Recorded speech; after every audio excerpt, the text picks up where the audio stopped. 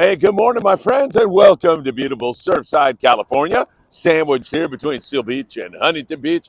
It's a beautiful morning. It's a little breezy, overcast, and you can even feel a few raindrops. I can see rain toward Newport Beach, but it doesn't look like it's going to be long lasting. And of course, we're looking forward to getting you all caught up on what went on last night in the Bluefin Tuna Grounds. What happened to that bite last night? Not the same.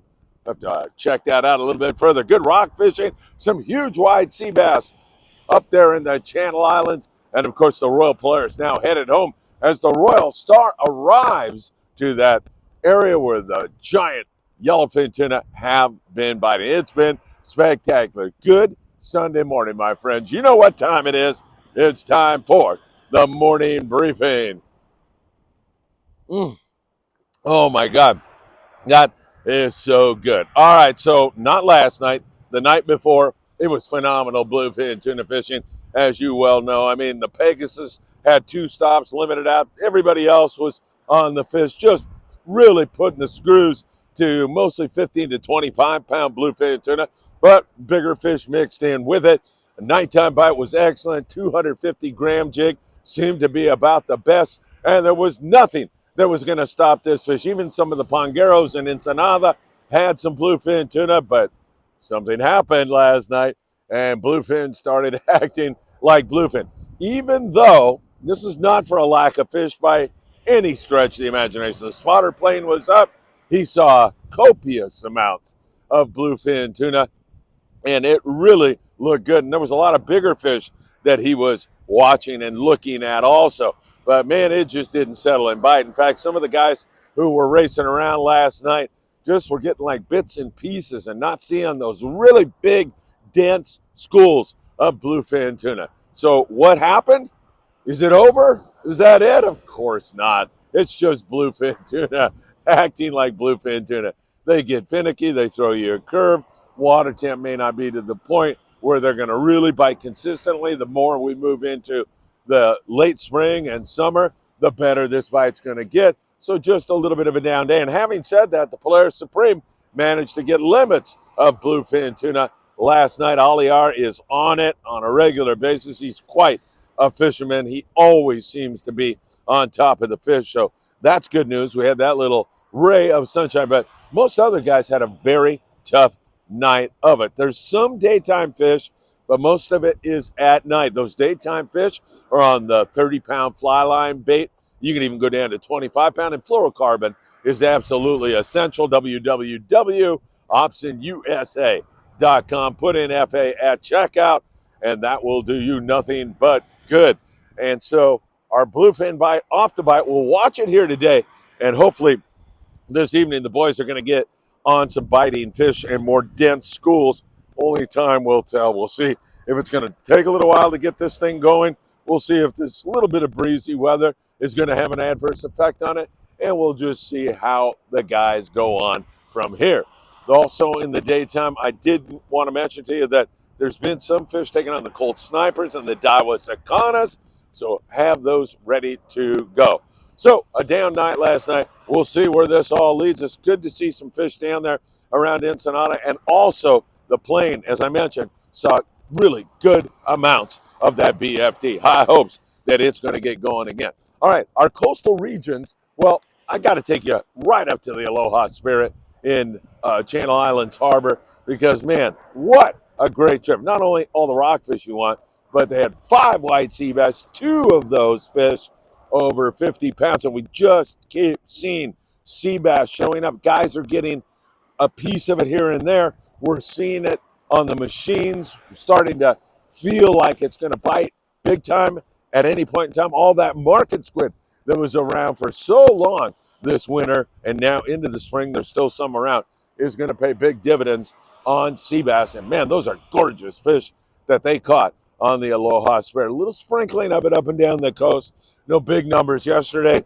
The Pride a week ago, excuse me, had 9 white sea bass. So we're seeing sea bass at Catalina Island for the private yacht guys, especially the guys who dedicate their entire day to catching that stuff. We're seeing stuff at Santa Barbara Island, Clemente, Nick, all the islands it seems like are holding. And there's been some big coastal fish Also, those big tankers that a lot of the guys also keep their trap quiet on it have been picking up some of those big, giant WSB. So that is good news. Now, elsewhere, up and down the coast, we continue to catch good amounts of rockfish, colorful, delicious eating. You're looking at some photos from a great trip on the native sun yesterday. And just about everywhere you look, from down below Mexico all the way up past the Channel Islands, it's just been really good. Some days they don't bite that well, but most days they do.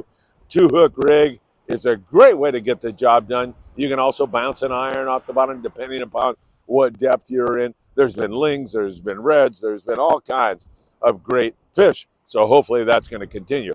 The San Diego fished the Coronado Islands yesterday, and they came up with one yellowtail. They've had some signals and some signs on the yellows, but it's been inconsistent. Let's put it that way. That 15 fish the other day, it's mostly on the yo-yo iron. That's the way you want to fish it. And fishing like, 40, 50, 60 pound, winding on that jig fast.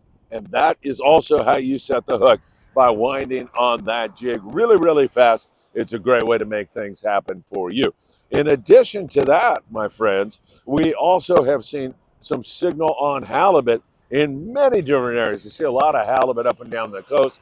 This is the time when they spawn. We have grunion runs, and we have that halibut moving in on the beach. So that also is in the mix right now for many of you anglers. Up there on the Island Spirit, really great fishing going on the Island Spirit as they cranked out copious amounts of bottom grabbers. The Endeavor up there out of Ventura Harbor, sport fishing, same thing for them, as they have been doing really well. We had a spectacular day yesterday at Santa Ana River Lakes, and I can't really express to you enough how grateful I am to all the families that came out, well over 50 kids, and of course you throw two parents on top of that, and now you've got like 100, 150 people who attended, had lunch with us. It was really a fabulous, fantastic day, and I can't thank everybody who was there enough. And I'll run at the end of today's report a small little video on what we were able to accomplish there. A few trout caught, but many smiles and many, many people who really enjoyed themselves and had a great time. So thank you, and the raffle went off without a hitch, and I can't thank our sponsors enough for making that such a memorable and special day for so many kids. To see the smiles and see the kids learning how to cast and tie hooks, man, it was great. Stay tuned for that after today's report. All right, my friends, what can I tell you? Those bluefin are acting like bluefin.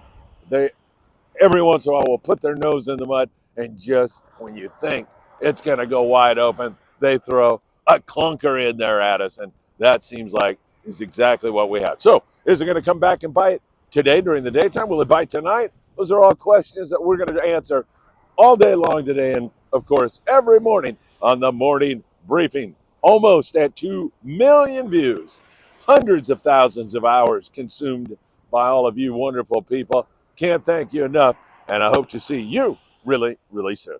Have a lovely Sunday, my friends, and hopefully that bluefin gets back on the bite. Take care.